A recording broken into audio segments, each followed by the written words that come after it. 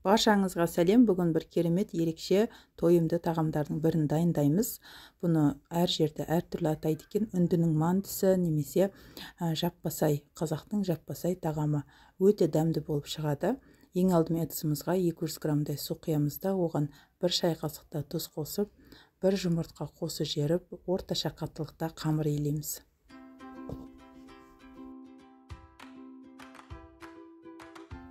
Негізі бұл тағамның қамырын көпшілік подлифтің бетіне және де қазанға салып пісіреді екен. Мен сіздерге мантаваркада пісіріп көрсеттім.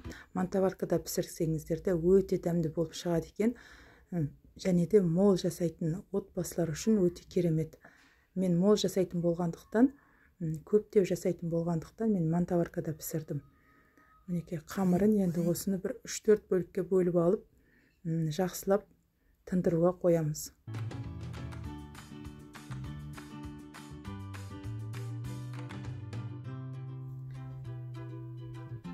Енді қамырымыз тынып тұрғанға дейін біз осындай көкөністерімізді етті майдалап турап аламыз. Барлығын бірдей етіп, 4 бүріштетіп майдалап тураймыз да, оны қызып тұрған қазанға майды құямыз. 150 мл майды құйып, сосын етті салып қуыруға қоямыз.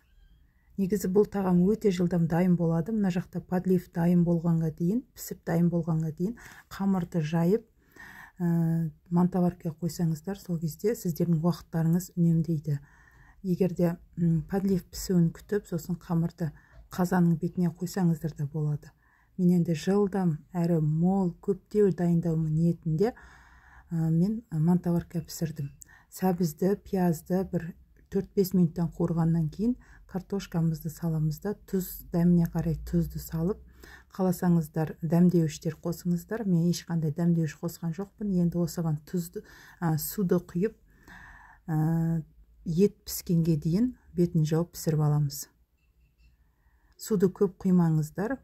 Енді қамырды жайып аламыз.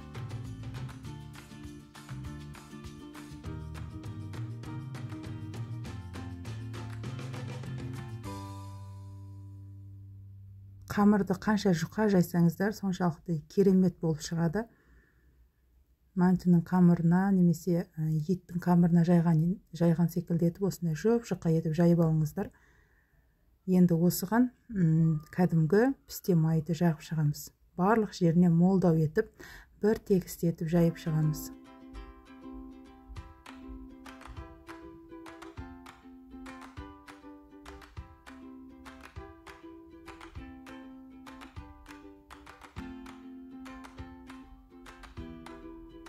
Енді осыны өздеріңіз қалағандай үлкендеу болса үлкендеу, кішілеу болса кішілеу қылып кессеңіздер болады. Негізі бұны мантыға қарағанда 2 есе үлкендеу қылып кескен дұрыс. Себебі подливті арасына салып орап жегенге ыңғайлы болады.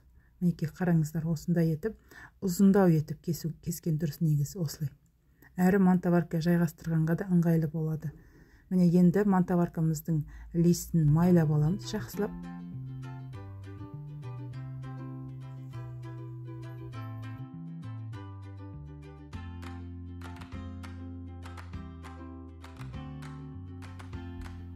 Енді осыны барлығын листке жайғастырамыз. Листке жайғастырған кезде қорықпаңыздар, қамырды майлағандықтан қамыр ешқандай жабысып қалмайды, әдемі болып пісіп шығады. Мінекей бірін-бірін үстіне осылай майлы жағын қаратып саламыз. Сол кезде қамырларыңыз жабыспайды. Мен осылай үлкен бір жайған қамырды 2-ге бөліп, яғни 2 листке бөліп салдым. Бірін-бірін үстіне қойып. Егер сіздердің жайған қамырларыңыз кішілеу болса, бір листтің өзіне бір жайған қамырларыңыз кетеді.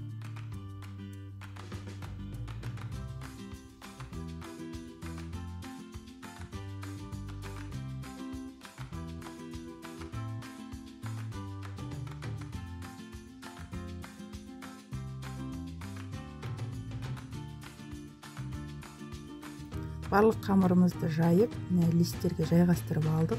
Енді осыны бір 20-25 минутқа пісіруге қоямыз. Бұл өте жылдам пісіп шығатын болады. Міне 25 минут уақыттың ішінде пісіп шықты. Қамырды Қараңыздар, ешқандай жабыспайды. Міне қолмен осылай оңай алынатын болады. Енді осыны төменге түсіріп, легендерімізге жайғастырып шығамыз.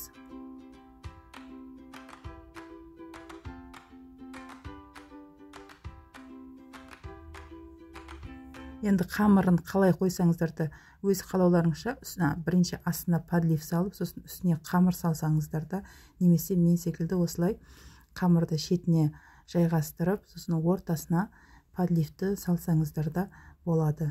Өздеріңіз қалағандай етіп жайғастырып аласыздар. Сіздерге енді әдемі көріну үшін мен осылай қамырды шетіне жайғастырып шықтым.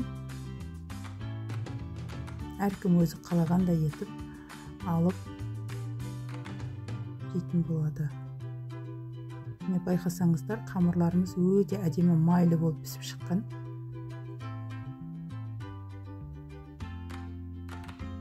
Осылай оп-оңай алынатын болады.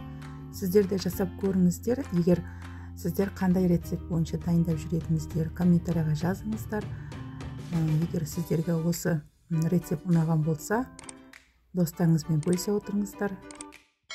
Сонымен біздің жаппасай дайын болды. Қараңыздар, өте әдемі әрі тойымды ерекше тағамдардың бірі, қазақ ұлтының ұлттық тағамдарының бірі жаппасай.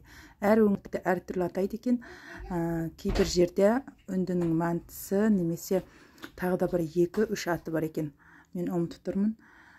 Әйтеуір сондай бір аттары көп, ерекше тағамды дайындап көріңіздер. Егер рецепт ұнаған болса, комментария жазып, тегін лайктарыңызды басып, достарыңызбен бөлісе отырыңыздар.